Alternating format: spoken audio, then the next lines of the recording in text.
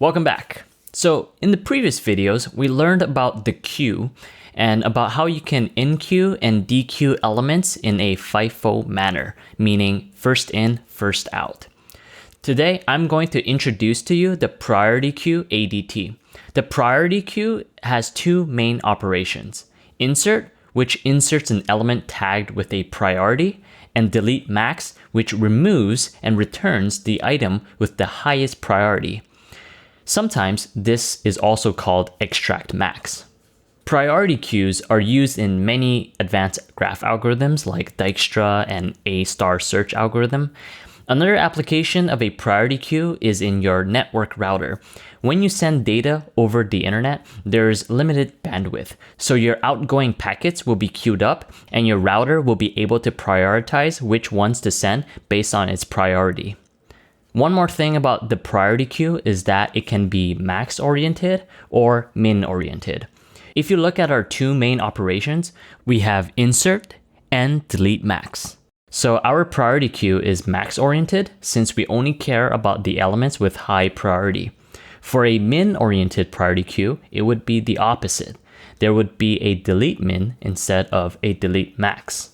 Note that sometimes we call a priority queue directly by its implementation, which is the heap, and that is what we are going to be learning today. However, before we jump right into heaps, let's look at some other possible implementations of a priority queue with data structures we already know. To simplify things, for now, let's make a priority queue where the value we insert is the priority itself. So if we insert 5, 3, and 1, and we call delete max, we are going to remove the 5 and return it. First implementation, we're going to use a plain array. Every time we insert, we would just insert it into our array. And to delete max, we'll just search for the largest one and then remove it. Then shift all of our elements back. That would give us a time complexity of O of 1 for insert and O of n for delete max, since we have to search the array and shift it when we remove the max element. Okay, so I think we can do better for delete max. For our second implementation, what if we have a sorted array? In that case, we have to make sure the array is sorted every time we insert. If we do a binary search to find the right position, it can be an O of log n insertion. But we have to shift all the other elements forward, which is O of n. So insertion would be an O of n operation because that's the dominant term. However, delete max would be an O of 1 operation because the max would just be the last element of the array. And when we delete the last element of the array, we don't need to do any shifting. So it's an O of 1 operation. Okay, great. So this implementation is really good for delete max, but the drawback is that insert is slow now. So here is our final implementation, the heap. A heap is also known as a binary heap. A binary heap is a binary tree, so that means each node has two children, the left and the right. Let me show you a binary heap and maybe you can guess what other properties it has. So a heap has all the properties of a binary tree. In addition, it has these two properties. All the levels of a heap are completely filled, except maybe the last level. The items are filled from left to right. This is a structural property. This means that every time we insert an element, the tree is going to grow like this, from left to right. The second property is that for any node I, the parent key of I is larger than or equal to the key of I. That means for any node, all of their children and grandchildren will never have a key greater than the node itself. The full name of this data structure is max heap because the root node is the max element. There's also something called a min heap, which is the opposite, where the root node is the minimum element. These properties are quite powerful, and we'll be able to leverage them to implement insert and delete max in an efficient way.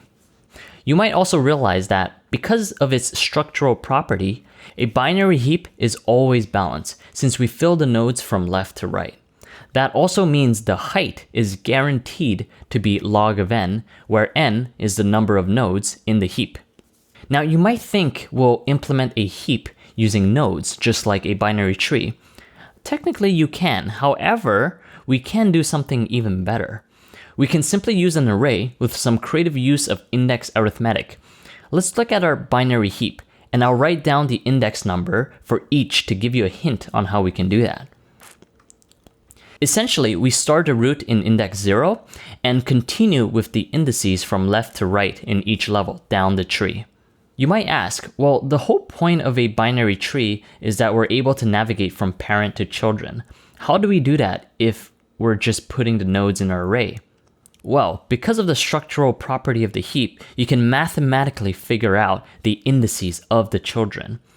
So that means your left child will be 2 times I plus 1, where I is your own index. And your right child will be 2 times I plus 2. For example, I'm going to pick a random node, 25. So now my index is 2. So my left child should be on the index 2 times I plus 1. And since I equals 2, because that is my index, then it should be 5. And if we look at the diagram, A5 is indeed my left child. The right child should be 2 times I plus 2, which is 6 in our case, and we can confirm again that this is correct and it is indeed our right child. Let's try another node. Let's pick the node 18 here. So our index is 3, so that means 2 times 3 plus 1 should be our left child, which is indeed the left child at index 7, and the right child should be 8. The great thing is that we can do the opposite and get the index of our parent too. Our parent's index can be mathematically calculated by doing the floor of I minus 2 divided by 2. So the parent index of 18 here is 1. When we are implementing insert and delete max in code, we can make little helper functions that can get the parent or child indices and use them when we write the main operations. We can also express the first node, aka our root node index, as 0, and our last node as index n-1, aka the last element of our array. So what's the point of using an array when we can use nodes with pointers? If each node has a pointer to the left and right children and the parent, we can easily traverse the tree downwards and upwards. Well, a tree uses more time and memory.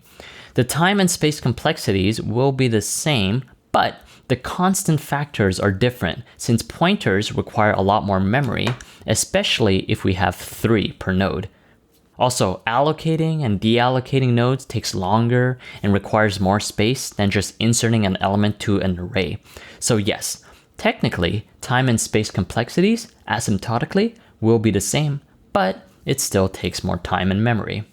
Okay, now that we know how to structure our heap, let's implement the insert and delete max operation.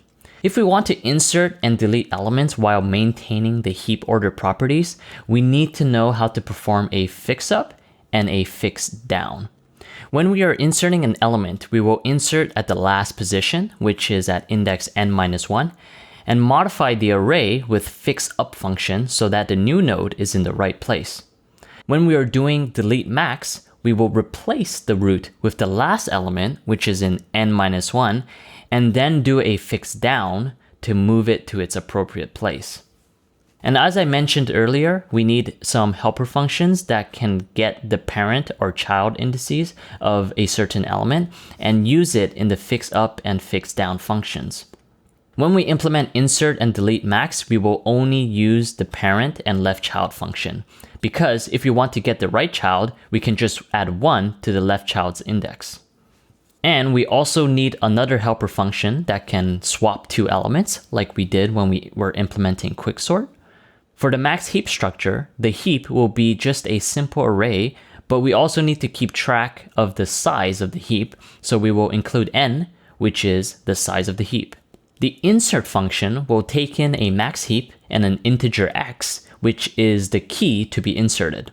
We will increase n by 1 because we are inserting a new element, and then we add x to the end of the array, and then we call the fixup function to move it up to the heap and find its right place. The fixup function will take in A, which is the array to fix up, and I, the index to position. If this node wants to move up, it needs to have a parent, and it needs to be larger than that parent. If the node satisfies these two conditions, we swap it with the parent and update I to the parent's index, and repeat this process on the parent in the next loop. This while loop will keep going until either the node meets a larger parent or it becomes the root. This fixup will be called at the last line of the insert operation so that we can keep the heap order after inserting. Next, let's see delete max. We swap the root with the last element of the array, then decrease the array size by 1, but right now we have the wrong element at the root. So like we did with fixup, we will fix down the root to find the right position and maintain the heap property after deleting. Then we return the deleted value, which was originally the root, but because we swapped it and we also decreased the size by 1, it's now at n, so we return that. The parameters for the fix down function would be the array A, the size of that array n, and I, which is the index to perform the fix down on. The basic idea is similar to fix up, but the other way around. We compare index I and swap with the left or right child until we come to the n, or I is greater than both its children. The child index to swap with I will be named j. So if we want to swap the two elements, we can do it like this with the swap function. Then we update I by setting it to j, and then loop until I doesn't have any children. Now let's add some more detail to the loop. First, we need to decide whether j should be the left or right child.